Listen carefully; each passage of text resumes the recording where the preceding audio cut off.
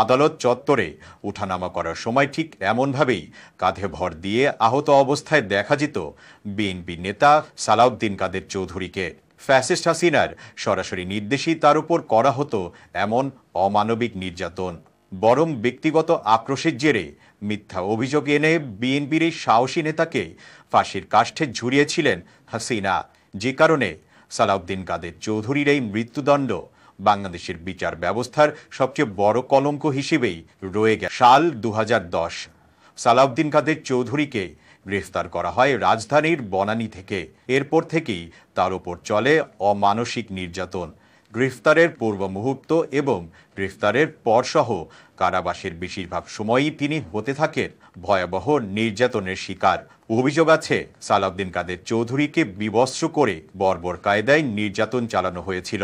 এমনকি তার শরীরের বিভিন্ন স্থানে আঘাতের চিহ্নও ছিল, এমনটাই জানিয়েছিলেন তার আইনজীবী।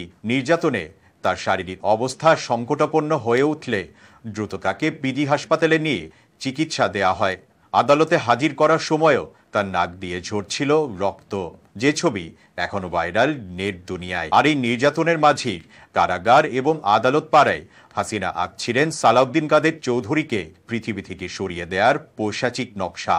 অভিযোগ আছে মানবতা বিরোধী অপরাধের দায়ে এই নির্ভীক নেতার পক্ষে সাক্ষী দেওয়ার জন্য 1 জনের একটা তালিকা জমা দেয়া হয়েছিল, কিন্তু ফ্যাসিস্ট হাসিনার কোর্টচালে কারো সাক্ষ্যই গ্রহণ করা হয়নি সে সময়। ফাঁসির 4 ঘন্টা আগেও সালাউদ্দিন কাদের চৌধুরী জানতেন না সেদিন তাকে পাড়ি জমাতে হবে পরপারে। পরিবার যখন শেষবারের মতো দেখা করতে যায়, তখনই তিনি প্রথম জানতে পারেন যে আজকেই সেই দিন। তার হাতে সময় আছে আর মাত্র 4 ঘন্টা। এরপর তিনি পরিবারকে জানান তার ইচ্ছা রাঙ্গুনিয়াতেই হবে তার কবর। শেষ ইচ্ছা শুনেই চৌধুরী পরিবার রাঙ্গুনিয়াতে কবর খননের কাজ শুরু করে, কিন্তু ফ্যাসিস্ট হাসিনা আর তার পেটোয়া আওয়ামী বাহিনী সেটিও হতে দেয়নি। তার লাশ কবর দেয়া হয় রাউজানে।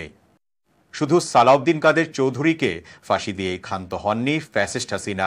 2016 সালে সালাউদ্দিন কাদের চৌধুরীর পুত্র হুম্মাম কাদের চৌধুরীকেও হাসিনার নির্দেশে গুম করে রাখা হয় আয়নাঘরে।